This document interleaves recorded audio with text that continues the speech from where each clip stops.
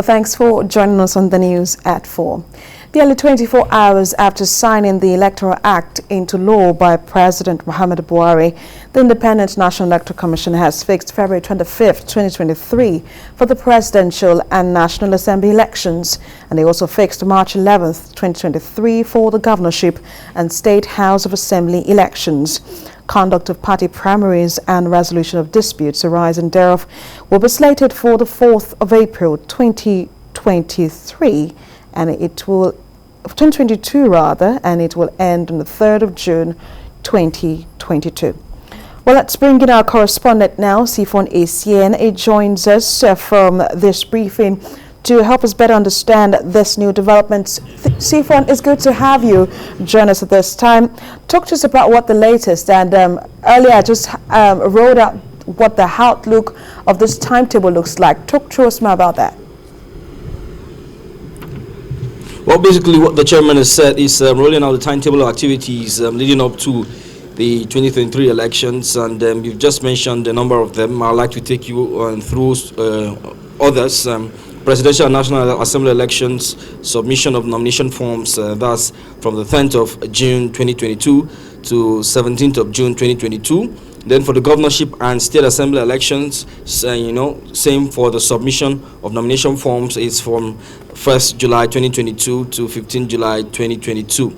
And you just mentioned the dates for the election and presidential and National Assembly election. That's Saturday, 25th of February 2023.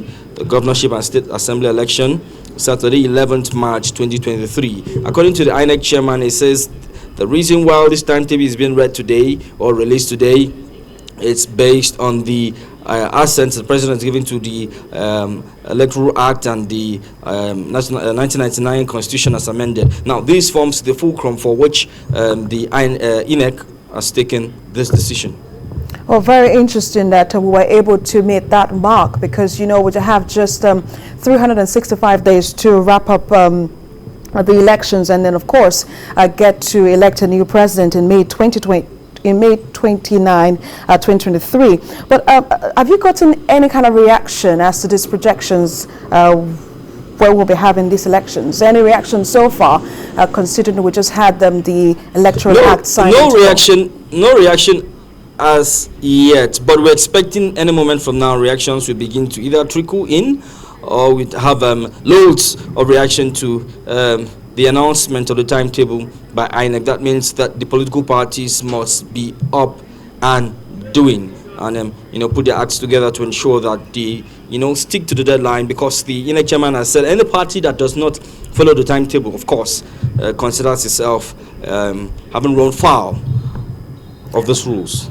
But people will be interested in knowing if this timetable and the Electoral Act will guarantee credible election. What did the INEC chairman say about that? Well, basically, the Electoral Act, which has been applauded in all the assents by the president, and which is the reason which INEC has come up with this announcement, is meant to ensure elections are better conducted in Nigeria. The implementation is what INEC is dotting the I's and crossing the T's.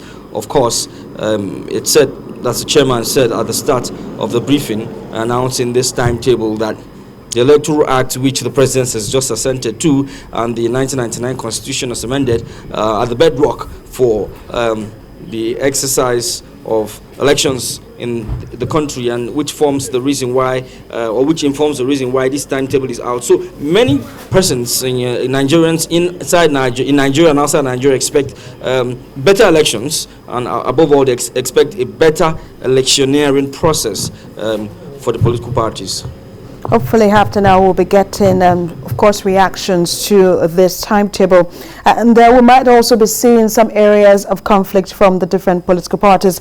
Our correspondent, Sifon Essien, giving us an outlook of what the timetable for next year's election looks like. Thank you so much for joining us on the news.